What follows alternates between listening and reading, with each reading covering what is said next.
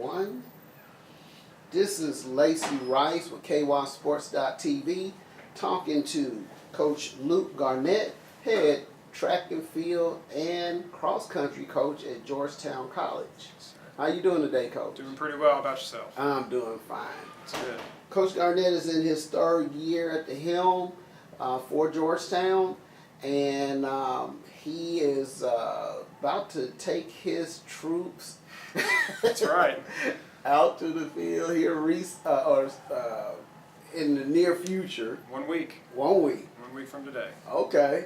And so, we will definitely be taking a look at Georgetown over the course of this year.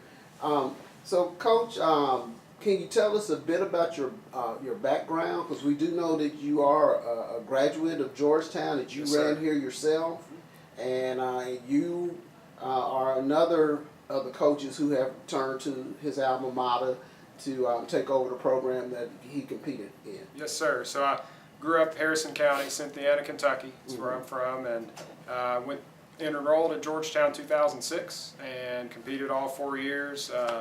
Graduated 2010, and from that point forward, for about 5 seasons, I was a volunteer assistant for 4, paid assistant for 1 under Coach Todd McDaniel, who was my coach.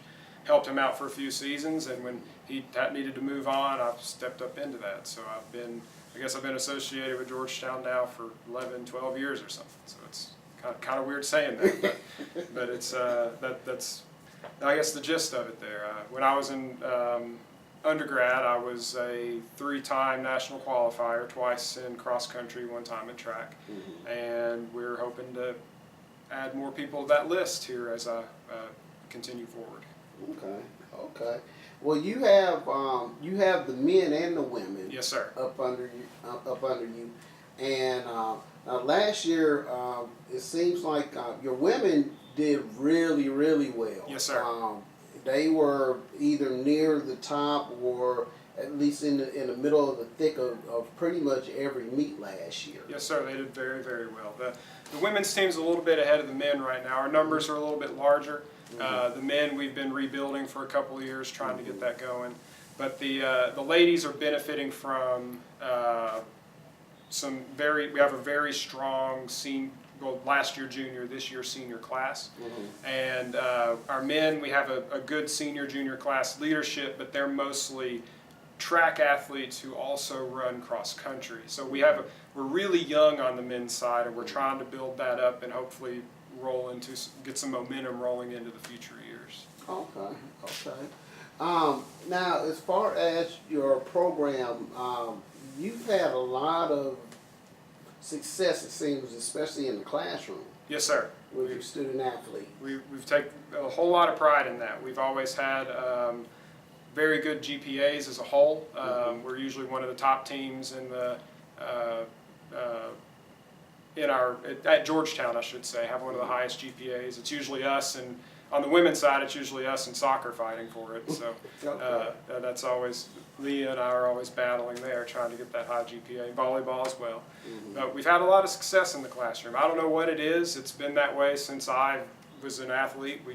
I don't know what it is about distance runners. It's just one of those oddities. I don't know. But we take a whole lot of pride in it, and that's the main reason we're here. And unfortunately, our athletes aren't going to sign multi-million-dollar, NBA contracts right out of college, or after 1 year of college. So we got to focus on what's really important here, and that's one thing I take pride in here at Georgetown.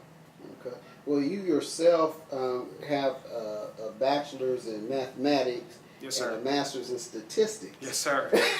I do. And actually, one of my other roles at Georgetown is I'm a professor, a math professor on campus. So during the day, I'm teaching math classes, and in the afternoon, in the morning, I'm running with the team, and during the day, I'm teaching classes. In the afternoon, we're back out running again. So it's stay busy, that's for sure. So is it safe to say that quite a few of your athletes have to come through you in the classroom? I have had, not counting the freshmen, because we just started their time here, but I think I've had almost 80% of my athletes in class at some point. Got to take a math prereq at some point. So And I do focus most of my teaching, because I'm master's level, I'm not PhD. Right. Most of my teaching is the undergrad, or the lower level math classes like pre-cal and intro level statistics and whatnot. So I see a lot of them, and they always think it's going to be the easy out, and more, if anything, I hold them to a higher standard. We'll be on the bus, like we have a Friday meet, and I'll tell them, I was like, that homework was due tonight. Have you finished it yet? And they're like, Coach, we're on the bus. It's like, so? It's always interesting. It's always fun having that, because right. they always like it too, because if I ever have to cancel class for a meet, which rarely happens, but it's every once in a while, they don't have to worry about missing class. So it always works out. Okay. Well, roughly how many just for cross country? Yes, sir. About how many of them have made all conference so far? All conference, if you talk about all conference academic, we have over half of them. Mm-hmm. But if you talk about just all conference on the course, did we have one last season? Currently on the team, we had one or two girls, and I think we have one guy. Mm-hmm. And in previous years, we've had more, but that's what we have currently on the team. Okay. And you run in a pretty strong conference that has teams like University of the Cumberlands and others that have been very strong over the years. They have Shawnee State is usually Shawnee, yeah. Preseason rankings just came out. Shawnee State men's and women's are both in the top 10. And Campbellsville's men's team has been phenomenal. They beat Shawnee State for the first time since Shawnee State entered our conference just a season or two ago. So those two teams, Cumberland's is always very strong, and we just introduced in the recent years Life on the women's side, and Cumberland, Tennessee just joined our conference. They're really strong too. So there's no easy conference meet for us. That's for sure. It's stronger and stronger. Even since I ran, the conference has gotten leaps and bounds better. So, like I qualified for nationals twice, and I wouldn't have qualified last year based off what I ran in college. That's how much stronger it's gotten. So it's awesome. I love seeing that. Okay. It is frustrating though, because I think if I put the team we have now back a few years ago, we might, we wouldn't be finishing 4th or 5th. We might be 2nd or 3rd, or maybe win it. But it's good for the sport though. That's the main thing, is seeing the progression, especially in this area. Just seeing these small schools just excelling. It's awesome. It's really awesome. Okay. So now your conference championship at one point was hosted by different conference members. Right. Now it's primarily down in Bowling Green. Correct. The last 2 years it's been in Bowling Green, and this will be the 3rd. Shawnee State's hosted it a few times, and I remember, we've had it at University of Rio Grande, used to be in our conference. It's been there. So we've been all over the place for it, but the conference now, almost every championship's held in Bowling Green. So we're heading down there. It's Fillmore Park is where it's held. So we run down there. We have a conference preview meet to go get ready, see the course, run it, and then get ready for it. It's a nice course. It's kind of tough. It's not easy. There's a couple of nice hills in it, and some alternating terrain, but it's cross country. That's what it's all about. So you gotta. It's no easy courses for us at conference either, which I kind of like that. That's how I am. A lot of teams, a lot of meets. Berea has a home meet that includes, you run through the woods, there's a creek, true cross-country course. A lot of teams are heading towards the track on grass type courses that are just super fast, which is great because you run PRs, but it takes a little bit out of the sport in my opinion. I like seeing those true cross-country style courses. Okay. Where it's not about your time, it's more just you're racing. Right? It's kind of cool. Okay. So with that meet, moving down there, is that a faster course than some of the courses like the Rio Grande or like the Shawnee course? I think it's a little slower than what you'd see at Shawnee. Shawnee was a nice course. It was pretty flat, but you could run well on it. You could run fast. And you can run fast at Fillmore Park. But Rio Grande's course actually is fairly comparable because it also had a nice hill right at the beginning of the course, and then you run it again later. As it's compared to some of the courses we've been to, it's right there in the middle. It's not quite as fast as some, but it's not a slow course by any means, in my opinion. Okay. And two, some of it just depends on the weather you get too. Right. So if it's rainy and wet, it's going to slow you down. Right. But it overall, it's right there in the middle. Okay. And you have some pretty tough meets on your schedule. I noticed that you do have the meet at Tom Sawyer Park in Louisville. That's and always a huge meet. And you also have the Fast Cats meet. Down in Owensboro, right. The Greater Louisville Classic at Tom Sawyer is, if it's not the largest cross-country meet in the nation, I don't know what is. It's one of, if not the. And they always split college races into 3 divisions, and there might be 50, 60 teams in each division even. And that's a very popular course because it's hosted NAI Nationals. I know last year it hosted D3 Nationals, and a few years ago it's hosted D1 Nationals. So you always get a very big crowd there whenever it hosts a national meet. And it's huge. And whether you're in the top division, the D1 division, or all the way down, it's going to be really competitive and just packed. You know, you're 300, 400, 500, 600 runners in a single race, which it's a sight. If you've never seen that, if you've never seen the start of a race like Greater Louisville, you got to find a video on YouTube or something, because it's beautiful chaos, in my opinion. You see all the. And luckily we're orange. There's not a lot of orange teams out there, and I make them wear orange shorts so I can just try to find them in the crowd. Like, it's so crazy.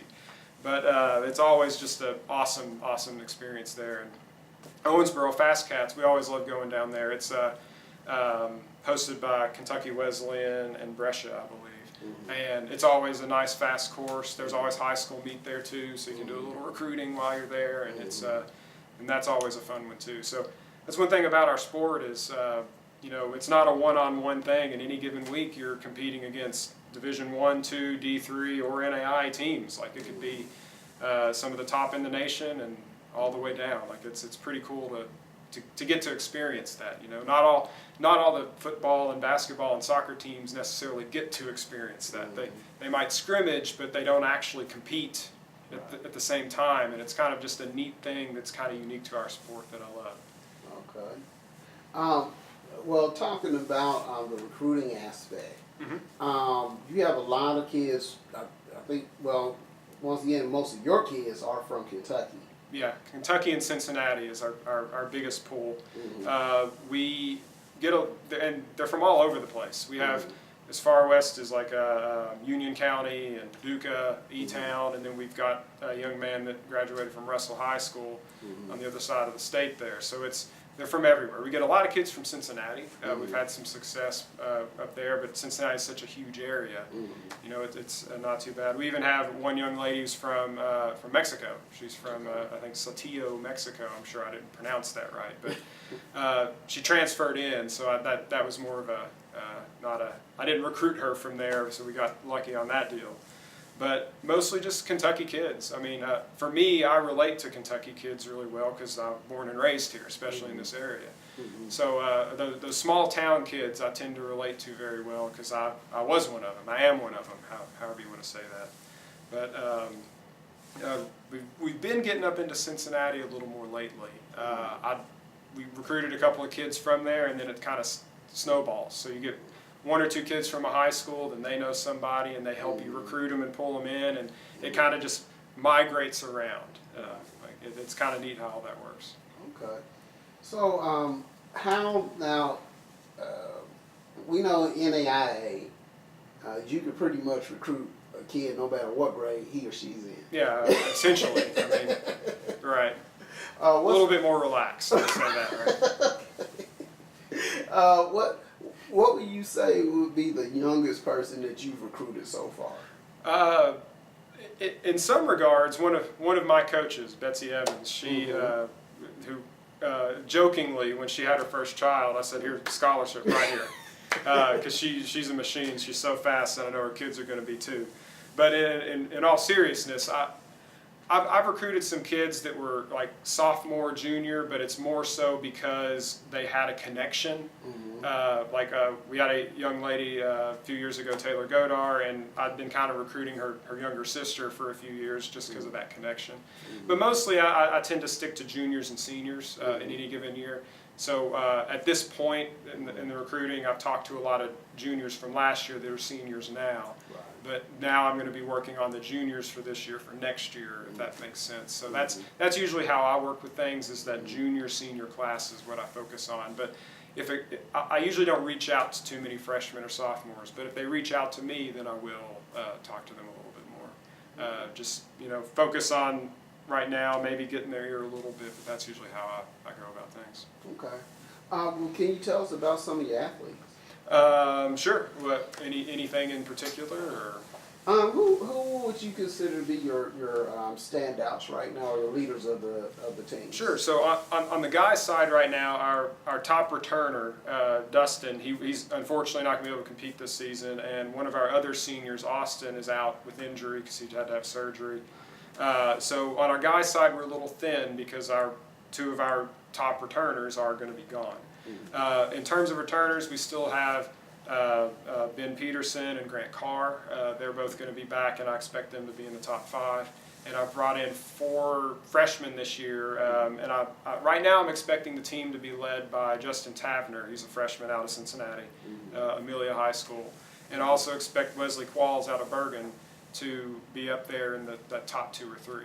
But right now we're still getting a feel for it, but I might have 4 freshmen in my top 5 this year, largely due to 2 of my seniors being down.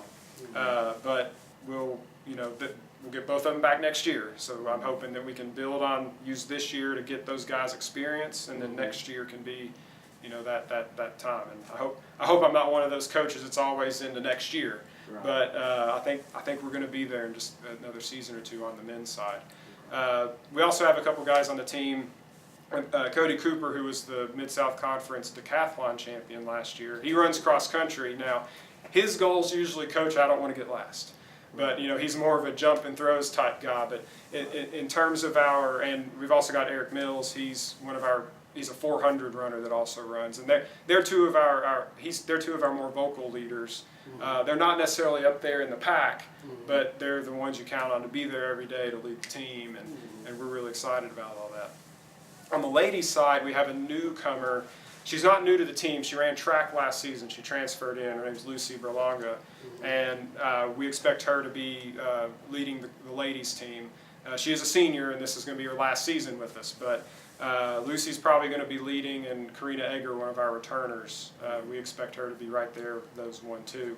After that, your guess is as good as mine as to who's going to be 3, 4, 5, 6, 7. We've got a lot of girls that are all packed in there together, which is a great problem to have, not necessarily knowing.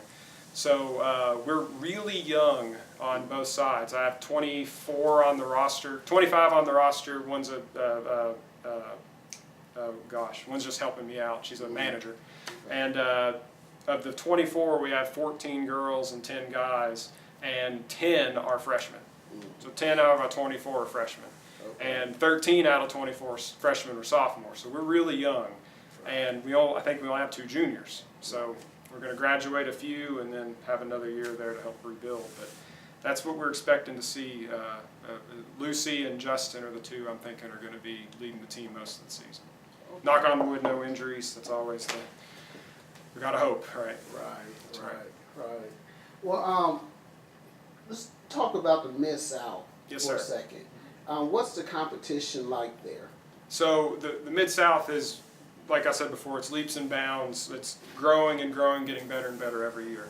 On the guys' side, this year I'm expecting obviously you never know who's going to come in or transfer in or out or what freshmen come in, but I'm kind of expecting to see something similar to the finishing or what we saw last year. I think Shawnee State and Campbellsville will be right up there, and then Cumberland will be up there too, and things are fairly set, structured there. I'd be surprised to see much difference from how things finished last year. But on the girls' side, Shawnee State's kind of a clear favorite. And then last year, our conference preview meet, our girls were like second or third. And there were 6 or 7, like the second to 6th or 7th in the conference was separated by just a handful of points.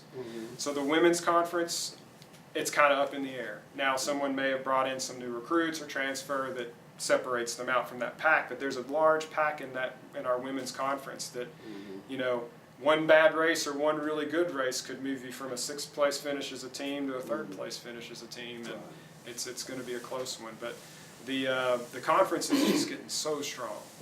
I'm really hoping that the Mid-South can become what we usually refer to as a 2-bid league. So just like you see in the NCAA basketball tournament, there's open bids to the national tournament for those that don't win their conference tournament. And we've been really close on a couple of occasions to getting extra teams into into nationals than just the team that wins our conference. And I think if things go the way that we hope, we're going to see the Mid-South getting a couple of teams into nationals. If not this year, but hopefully in the near future.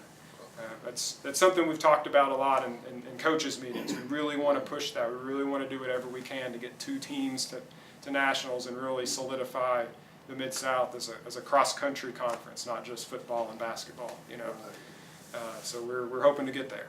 Okay. Okay. So now the kids for cross-country, is it required that all of them run track and field, or and vice versa? If they're track and field, do they have to compete in cross country? It's not required by any means. Most end up doing so. Every once in a while, we've had a couple of kids that ran cross country in the fall and then played tennis in the spring in the past. But it's not required, but most end up doing it because they enjoy it. And usually if you do both, you do get a little extra scholarship money as part of that. So whenever you say more money, I'll do it, right? That's usually how that works. But there's no requirement by any means, but it is encouraged, and you do get a little extra help from that. As far as the other way around, we've had a few athletes that ran distance in the past that may have been a soccer player in the fall. So they didn't run cross country, but they might come out and run the mile during track and field. So usually we see dual sports do something like that, but we've never really had any sort of a requirement, if that makes sense. But I think right now 100% of our cross-country kids also run track. That's not always been the case, but that's usually what you see. Okay. Yeah, because I did notice, in speaking to some administrators here at Georgetown, the great majority of the student body for the college are actually student athletes. Yes, sir. And I'm assuming that also includes JV athletes as well. I believe so, yes. Yeah. And that's something we've had. We've had a few kids that played JV basketball that also ran track, and we've had there's JV football, and and I don't remember if they were varsity starters or JV or not, but we've always had a bunch of football players that also ran track.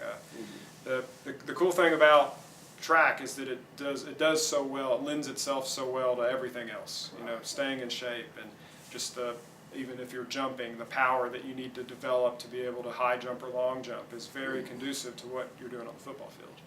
Or if you're playing soccer, you can come out and sprints or distance are very conducive for soccer. So it's highly encouraged that we have the dual athletes.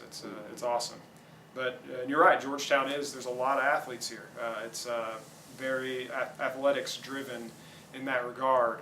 But it's also it's really enjoyable from my viewpoint as a faculty member because I love sports so much. And a couple years ago when the basketball team, unfortunately, a last second shot, they lost the national title, the last second shot, and I just remember, I've grown up all my life watching sports and I've never felt it hurt me, like on the inside so bad just because I knew those guys, and I know those players, and it's just, it was awful. Like I've been fans of sports my whole life, and a loss never hit me as bad as that one.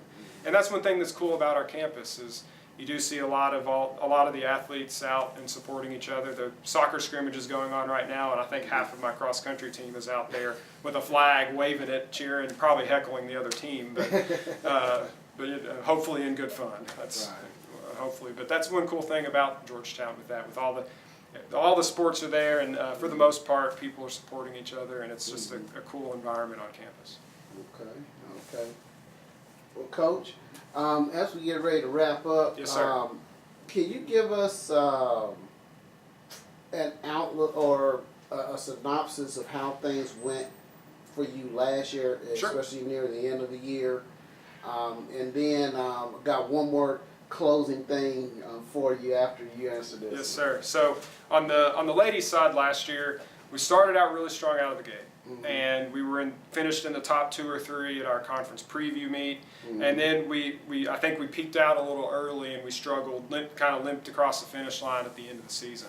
So we're hoping this year with we got a bunch more freshmen in, and I'm hoping this year with a few changes to our training schedule that we can push that peak back to when it's supposed to be at conference. So I'm hoping that I've made the proper changes on my end, because that's mainly on me. Like, that's something that I've got to get figured out, and if they follow what I say, we should be hopefully peaking a little closer to the conference meet and not early. The guys' side, it was a little bit opposite. We had a rough start. We had some injuries, we had some ineligibility issues, and then we got stronger as the season went because we got the injuries fixed, we got the eligibility issues fixed, and then we were doing a little bit stronger near the end. And we had no seniors last year, so everything we have coming in is all new. So we have pretty much the exact same team we had last year on both fronts, and we're gonna with whatever freshmen we have added in. So we should be stronger as a whole, top to bottom, and I'm hoping to see a couple of spot increases at our conference meet this year and keep continuing that up. And hopefully if we do become a 2-bid league, or even if we're still a 1-bid league, maybe we can get up there and get our first time as a team to nationals. We've taken lots of individuals, but we've never gone as a team, and that's what I really want to do. It should be awesome. Okay. Well, the final thing, Coach, as we wrap up, we definitely want to thank you very much for taking this time out with us. We want to give you an opportunity to give some people a shout out, and especially those who might have had some type of impact on you. Sure. As a coach, or as a teacher, or as a person in life. Yeah. So obviously my parents wouldn't be here if they hadn't encouraged me throughout. Even my sister. I have an older sister, and my God, I always had to do better than what my older sister was doing. So she pushed me, even if it was that frustrating dynamic there. And then my Aunt Judy, she's been like a second mom to me my whole life. I couldn't be there without her. And then as far as my coaches, I know Danny Simpson was my coach at Harrison County, and Doug Keaton was his assistant. They were my first coaches. They're the ones that talked me into running cross country in the first place. And Rabu Walker, he's my track coach. If I could be half of who he is, it would be fantastic. And then Todd McDaniel, who was my coach here, and he's the one who gave me the opportunity as an assistant as soon as I graduated. So my whole transition from being an athlete to a coach was all facilitated by all of them, but especially by Todd there for giving me the shot, if you will. So if it wasn't for any of them, we wouldn't be there. And obviously without the big man upstairs, none of this would have been possible to begin with. So you always have to give a shout out to God for blessing me with everything, like being able to teach, coach, and just get up and walk around every day. It's an absolute blessing. Okay. Well, Coach, we definitely once again thank you very much for taking this time out. Yes, sir. And talking to us. And I appreciate it. Thank you. We hope that a lot of people from around Kentucky, the United States, and even the world will get a chance to look at this and wonder what they need to do in order to come to Georgetown and run. That's right. Absolutely. Just get online. My email address is on the Georgetown College athletics page, and feel free to drop me a line anytime. I'll be on there. I get a lot of emails, so I'll get to it as soon as I possibly can. I promise. It'll be okay. And my office phone number is also on there too. Feel free to give me a call. I'm not in there that often, but leave me a voicemail and I'll get back with you as soon as I can. Okay. Awesome. All right. Well, thank you very much, Coach, and we hope that you have the greatest season ever this year, Hope so too. and that you and your team are able to meet all of its goals. Appreciate it. Thank you very much.